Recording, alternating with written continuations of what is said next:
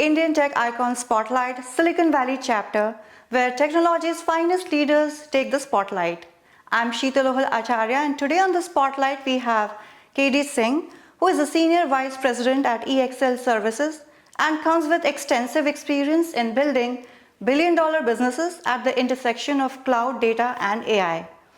He's also an entrepreneur at heart, driving growth and success. Hi KD, welcome to the show, and it's truly a pleasure to have you today. Thank you, Sheetal. Equally happy to be here. And really looking forward for a conversation and learning more from your journey. KD, you really have had an incredible journey.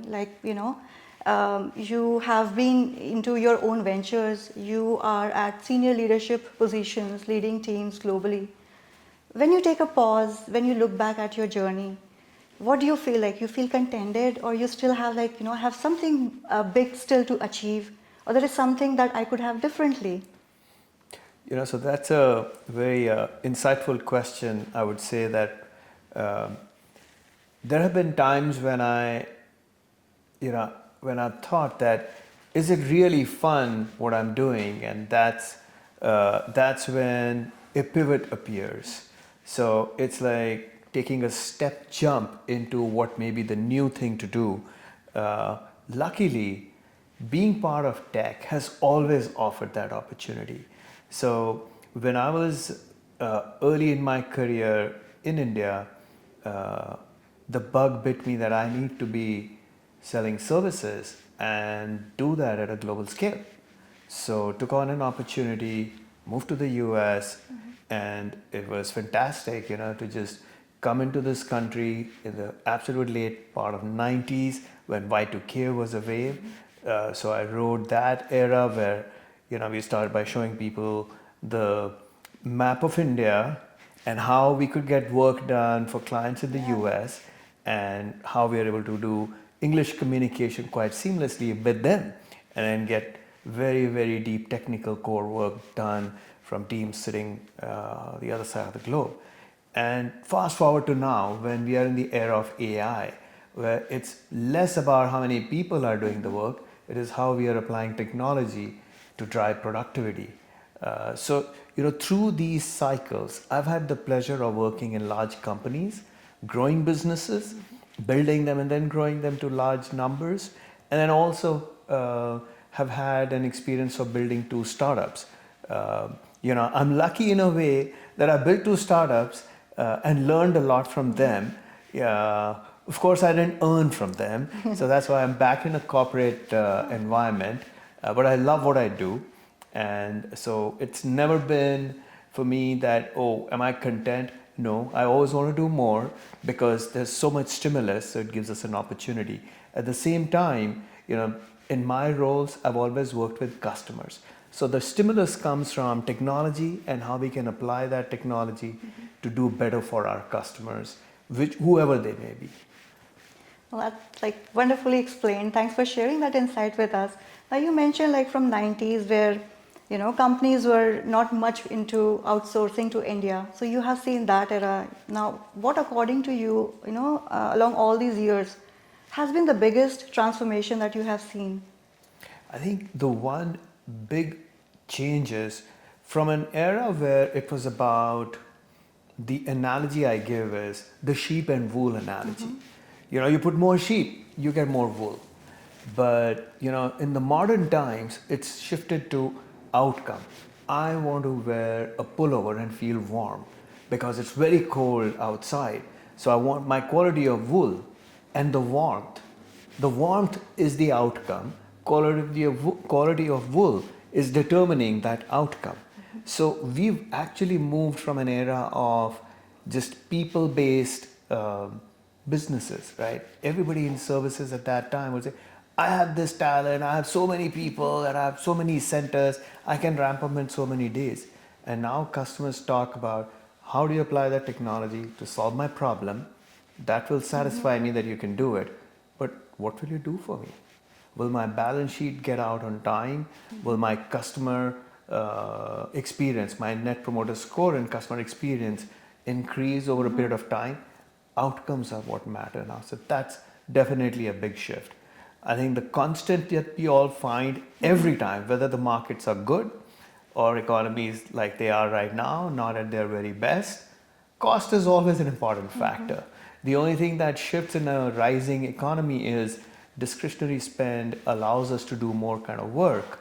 So their customers will challenge us for higher level of innovative solutions that can either give them growth in their new markets, open new markets, and then or launch services that are more profitable. So these are things that happen based on the economic trends. No, I mean, thanks for explaining that, and I love the analogy that you used to explain. Now, talking about the current trends, what are the current technologies? Like everyone is talking about AI, generative AI, now agentic AI. So, what is it that excites you most about, or when you look at the transformations in upcoming years? What are those aspects that you look at from the technology standpoint? Yeah, you know, one learning I've had through interactions with clients is the agentic AI wave is not just the technologists coming together to create cool models that are good at solving problems. But what has shifted is focus has shifted from just the techies sitting in one isolated room and imagining that, oh, we will disrupt this industry. That may happen, will continue to happen. But if we look at existing businesses where agentic AI is finding its most possible moment of glory, it's the knowledge of workflow. So we are in an era where people who are doing workflow, who are actually working through the different levels of a process that may be in finance and accounting, that may be in supply chain, it may be in customer experience. So when they are working across those levels, the 1 to 4 levels of the workflow, and then they see how technology can help them either condense the number of steps in the workflow or reduce the number of software systems and applications they're using to finish that whole task. And they all say that, okay, I was doing this on my own. Now, if an AI agent is working with me, can I do 10x more in half the time? So, it's all about radical improvement in productivity. The one statistic that, we talk about is that, if you just do manual labor on any of these operation focused tasks, you will get, let's say that baseline is 1 or that baseline is 100, sorry. So if at 100, if you're putting 100 hours to do that work, if you threw an automation, that reduces to about 40. Absolutely. Reduces by 40. So you have 60 hours now that are going into doing that same work. With agentic AI, I'd say AI in AI agents, agentic AI, smartly put in, you're looking at reducing that 60 hours down to 30. So that's 70% productivity improvement, which can come through. But it'll come through as a common output from the workflow knowledge holder, that worker, and the technologists who are working together in order to create this. Wherever we have these groups isolated, I don't think it's going to be the same outcome.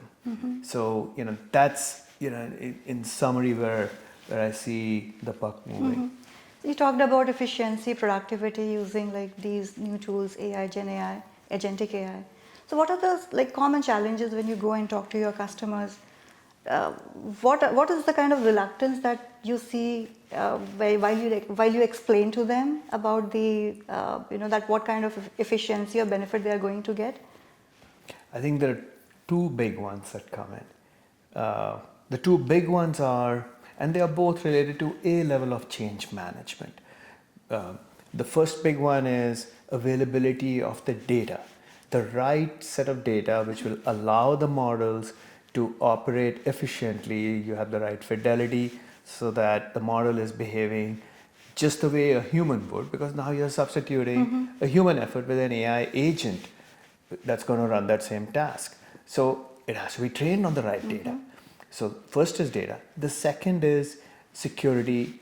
And in security, we can encompass a whole lot of things. Privacy, depending on the kind of work we do.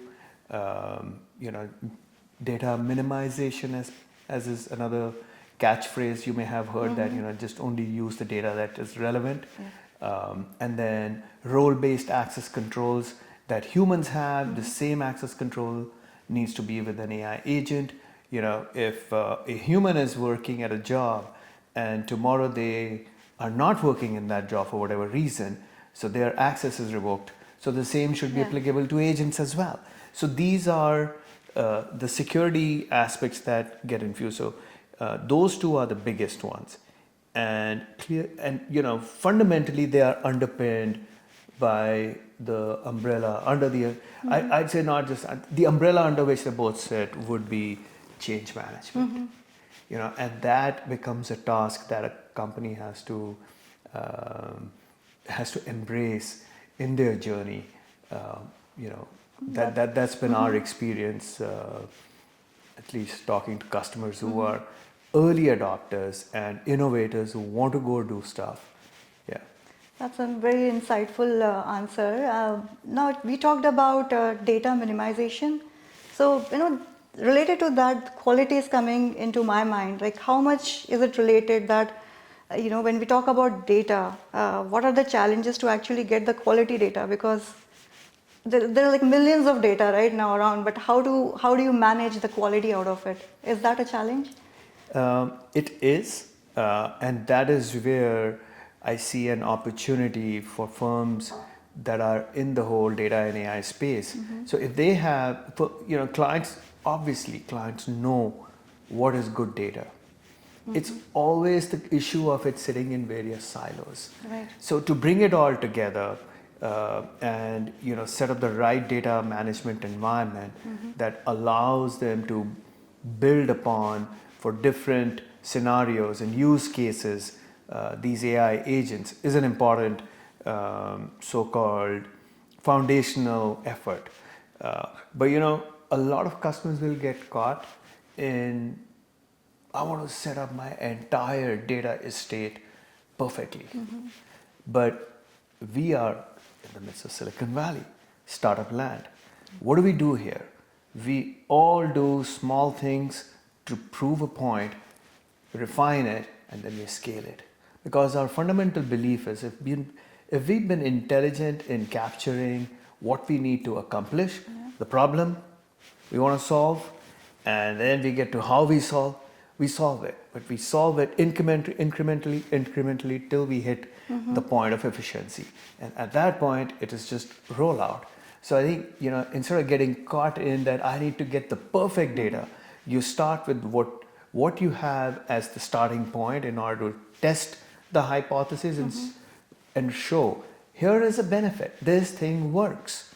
Yeah. If a light bulb can work to light up a small closet and it's a unique kind of technology, tomorrow we make a bigger one, it'll light up a room also, and then a warehouse. And that is exactly the iterative approach that we recommend. So while yes, you need the data real estate to be in very good standing, but it shouldn't be the holding back factor. For a particular use case, identify the right set of data sets that are required. We talk about training data, that can be real data, sometimes synthetic data. All technologies exist. So I think fundamentally it should be the desire to prove a point with use cases. The effort needs to be in identifying the right use case.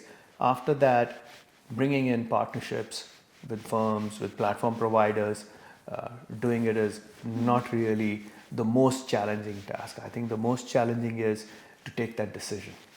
Absolutely, and that's a great answer. So, KD, you talked about startups like this. The Silicon Valley is the hub for all the startups and VCs. So, you also had your own ventures. So, could you please talk a little bit about it? Like, what was your learning when you started your own business, and what was it the kind of learning lessons that you had? Now, that is a very reflective question you asked me. I would think there are, going back to my whole principle of twos here, two lessons. The startup, the working in a startup is all pace driven. There is, If you're stalled, then you're not a good startup. So pace is important. So first lesson was pace. Pace. Second was focus. In a startup, we focus on a problem and we work very hard to solve it. When we figure that it's solved or solvable, we keep moving. The moment we say, not working, this is not going to work, pivot. Which goes back to what I was saying, even in the whole applying AI and, setting up the data realistic. Yes, you want to do that, but start iterating very quickly. Iterate, solve, pivot, move forward. So the startup teaches you, at least for me, those are the two lessons I took from a startup. And my most recent startup was a consumer startup. And I came from an enterprise background. I'd never done anything close to consumer except working for customers who served consumers. So for me, that was tremendous learning. How do you work for a consumer business? I had never done product management in my life, but my product manager had some personal scenarios that basically restricted him from working. So I had to pick up the baton from him to learn product management. But again, it came just from those two principles, right? Gotta have pace, gotta have focus. So the focus was to get the MVP out. So, and we have to move quickly. Okay, nobody else to do it, then I have to learn and do it. That's the startup world. So, Katie, if you have to give one piece of advice to aspiring tech leaders, what that advice would be from you? I don't know whether I'd classify it as advice. I'd say if I was to think of my learnings and just say that, these are my learnings, please listen to learnings from others like me and then form your own set of principles on which you want to do. So those learnings would be that, the first off, we never know enough. There's always more to learn that will help us form a better outcome for whatever we are doing. So I use this example in a lot of my conversations with co-workers and even clients that there's a plan A or plan B. Plan A came from person A, plan B came from person B. When plan B and plan A, those two people, they're sitting together and working on something, it shouldn't be an argument that plan A and plan B. What comes out of collaboration is a plan C, which is an amalgam, the best output of these two converge together and then debate. So I think the more we are willing to first have the ability to put the effort to create whatever we are doing, so that, I'll go back to my learnings, focus and pace. So focus, learn and put your best. After you put your best, put it to test with somebody else, which is the plan B provider. And through that test, if the other partner that you're collaborating with on this kind of a conversation or journey is equally committed, the two of you will come out with something that's even better. And after that, if it works, great. If it doesn't, go back to the drawing board. So this whole, learn, iterate, and, keep doing till you feel satisfied is perhaps the journey for any tech person. That's why we see new technology come out every day. That's why, NVIDIA will launch a new GPU. It does very well in the market, and then 3 weeks later, you find them making an announcement. Oh, here's another one that's even better. But that, that's humanity.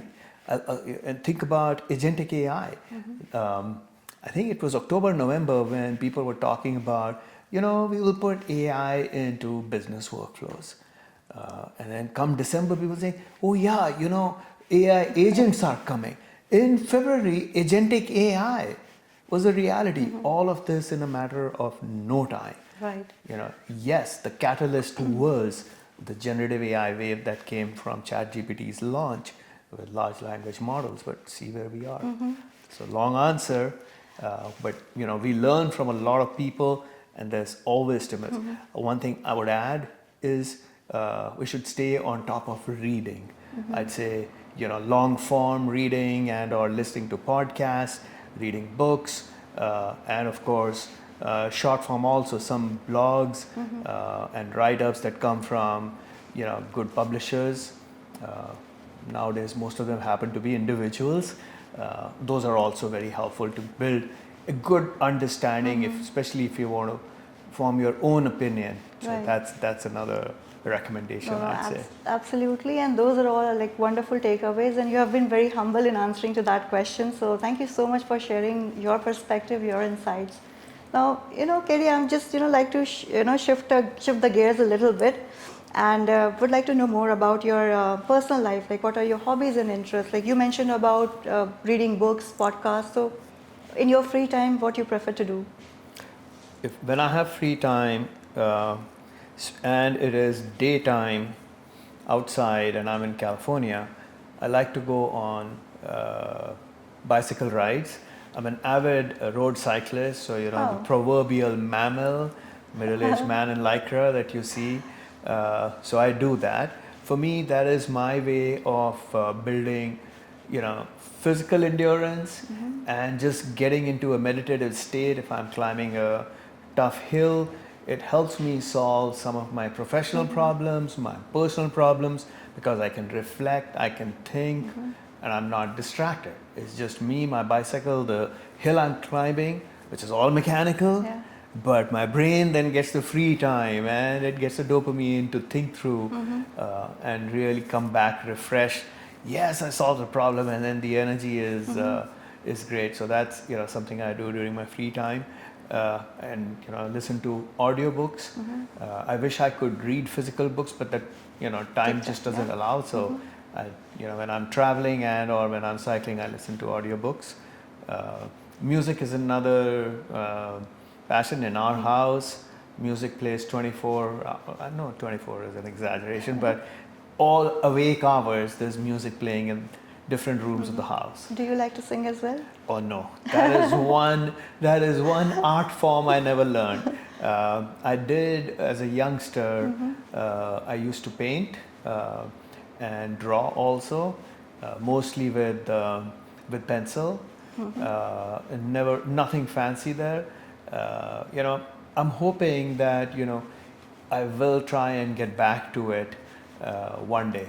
So, Katie, you also talked about travel when you travel. So, how is it like? Do you go out with your family? I know, like, I'm sure with work-wise, you would be traveling a lot, but uh, do you travel most often? Do you like to visit to different places with your family? Yes, like most people in our generation, we all like to learn about new cultures, experience them, enjoy the food out there. That's the Punjabi in me, foodie, by genetics. So we travel. The whole family likes to travel, and we also encourage each other to just go on independent trips. My wife will go on a trip with her friends, and I will go on trips with my friends. The kids have done the same to experience new cultures. Yeah. But we try and do it in a fashion that is more deliberate. That don't go check the box on 20 cities in 20 days. I think thanks to my wife, we figured that it's better to go to a place and experience it as best as you can before you go to another city. So if we have 5 days in Italy, we'd rather spend all 5 and be in Rome than go to Venice one day Yeah. and Florence one day, No so on and rush. so forth. No rush through it. Enjoy it. Savor the moment. Absolutely. So, Katie, let's go back again to your childhood days, right?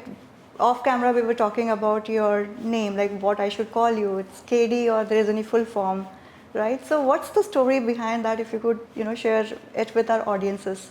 It's funny you ask that because I get asked this question every time I meet someone new, which is at least once a week. So we were at a family wedding, and I was the youngest male child there, probably a teenager or barely so. And basically, I was the errand boy. My cousin was getting married, and all tasks were coming to me. And one of them turned around and said, "It takes so long to say, Kamar Deep, go get this. I'm going to call you KD." It stuck. It stuck. Awesome. So this is not an American name. You go talk to my wife and say, if you ask her, is Kamar Deep here? She's going to look through you. My kids would know who you're talking about. So Wow. yeah, so it's been KD since then. Interesting story. Yeah, well, I'll tell you that wherever my father, who's in India, whenever he wants to make a point to me and he is talking to me, he might switch to Kamar. So that's the only answer. For me, that's a reaction I have. Okay, that's great to know. So how was growing up in India? Like you grew up in Delhi? Yes, So I grew up in Delhi. so some of the fond memories, if you could like to share with us. Oh, so many. I have to say that to me, places are about the people, not about the structures. So all memories are with people. I have so many friends from Delhi that I stay in touch with whenever I'm there. I'll try to make a point of either having them come over to meet or we all hang out together. But Delhi, as much as people talk about the pollution, to me, I grew up there, so I cut it a lot of slack. I love other cities also in India, so it's not that I'm biased against any city, because all cultures bring their own richness to it. But Delhi's food scene, and now Delhi is so different. That said, it's hard to navigate through the Delhi landmarks now because of all the constructions that happened there. But yeah, to me, Delhi has all the fond memories. It gave me the foundation from my education and the cultural, the secular culture of Delhi, which has formed me as an individual. And now I sit in a totally different environment. So it gave me that adaptability, I think, right from the beginning. Right, and Kiri, it's really great to know that you are still rooted to your country. So that's really great. Now, Kiri, we are almost nearing end of our wonderful conversation, and at the end we have a segment called as rapid fire round. So everything out of syllabus, though like everything we talked was also out of syllabus probably. Sure, yes. So let's start. Are you ready? Bring it on. Like the spirit. Okay, so your first question: mountains or beaches for a vacation? Beaches. Okay, no wonder like you're in Bay Area. Podcast or books for learning? Podcast. Okay. Actually, let me change that. Podcast and books. There should be Mix. A and B. Yes, both. A blend of both. Blend of both. Okay, that's a good answer. Mentor or self-taught? Which shaped you more? Mentors. Okay. Favorite part of leading a team? Accountability that is collective. That's an insightful answer. Biggest driver of growth in your experience? Ambition. Okay, nice. Biggest inspiration outside work? Has to be some of the mentors that I've looked up to. Favorite tool or method to stay ahead in business? Debate. Okay, that's kind of Debate with our own teams. So again, coming to collaboration, that goes to one of the questions you had, that what is the best part of leading teams, and second, even with customers, we all reach a stage where every customer is not right every time. We got to do right by the customer, for the customer. At that point of time, it's just debatable with the customer as well. It's fully acceptable to them too, to come out with a better outcome for them. So yeah, I feel debate and collaboration together are two ingredients that lead to better results. Yeah, that's a great answer, and you really did well in rapid fire, and thank you so much for sharing all the great insights, and we really wish you continued success in your upcoming ventures. I appreciate the opportunity. Thank you too. Thank you.